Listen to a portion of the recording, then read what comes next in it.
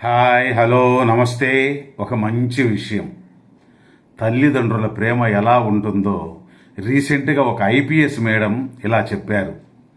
పంచపాండవులు వనవాసం చేస్తున్న సమయంలో నకుల సహదేవులిద్దరూ అలా అడవిలోకి పోతూ ఉంటారు. అలా వెళ్తున్నప్పుడు వాళ్ళకు ఒక అందమైన గుర్రం కనిపిస్తుంది, మోస్ట్ బ్యూటిఫుల్ హార్స్. అప్పుడు వాళ్ళిద్దరూ ఇంత అందమైన గుర్రం మన చిన్నతనంలో విద్యను అభ్యసించినప్పుడు కూడా చూసి ఉండలేదనుకుంటా. ఖచ్చితంగా దీన్ని మనతో తీసుకుని పోవాలని అనుకున్నారట. వెంటనే దాని దగ్గరకు వెళ్ళారు.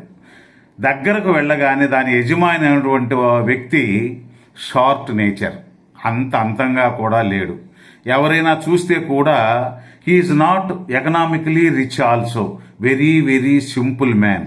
సో ఆయన అన్నాడట, ఈ గుర్రాన్ని తీసుకెళ్ళడానికి వీల్లేదన్నాడట. వెంటనే వీళ్ళిద్దరు, మేమెవరో మీకు తెలుసా, పంచ పాండవులలో ఇద్దరం అని చెప్పారట. అయినప్పటికీ మీకు ఇది కావాలంటే నేను అడిగిన ప్రశ్నలకి జవాబు చెప్పాలా అన్నాడట. ప్రశ్నలది ఏముంది, మాకు చాలా జ్ఞానం ఉంది, అడగండి చెప్తామన్నారట.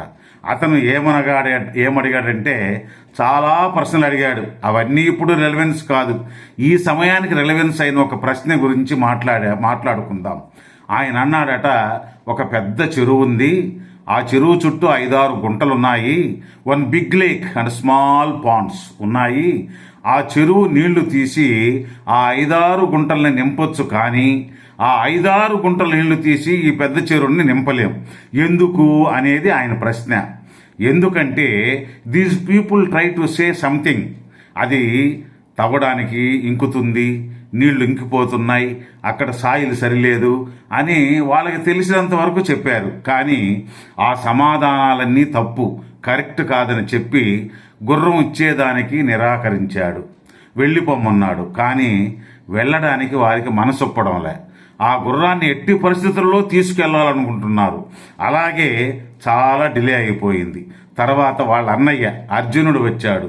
వీళ్ళు అనుకున్నారు, అర్జునుడు సవ్యచాచి, he is know everything and most knowledge man, ఖచ్చితంగా ఆన్సర్ చేస్తాడు అనుకున్నారు.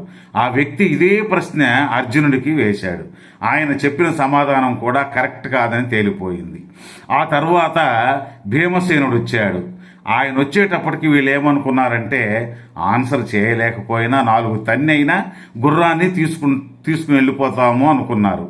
But however not possible. ఆ తర్వాత ధర్మరాజు వచ్చాడు. ఆయన కూడా ఆన్సర్ చేయలేకపోయాడు. ఆమె చెప్పేటప్పుడు నేను కూడా ధర్మరాజు ఆన్సర్ చేస్తాడు అనుకున్నా, కానీ నేను కూడా షాక్ అయ్యా.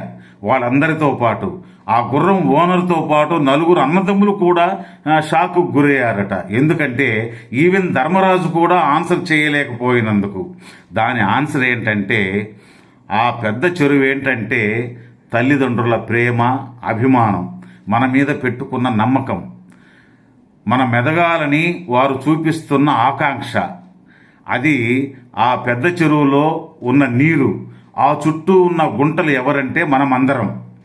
మనం ఎంత కష్టపడినా వాళ్ళ ప్రేమకు ప్రతిఫలం ఇవ్వలేం. ఆ గుంటలో ఎన్ని నీళ్లున్నా ఆ నీళ్ళన్నీ కలిపితే ఈ చెరువుకు సమానం కాలేదు. అటువంటి ఉన్నతమైన భగవత్ స్వరూపాలు మన తల్లిదండ్రులు. మనమందరం శిరస్సు వంచి వారందరికీ నమస్కారం చేద్దాం. నమస్తే, నమస్తే, నమస్తే. జై హింద్.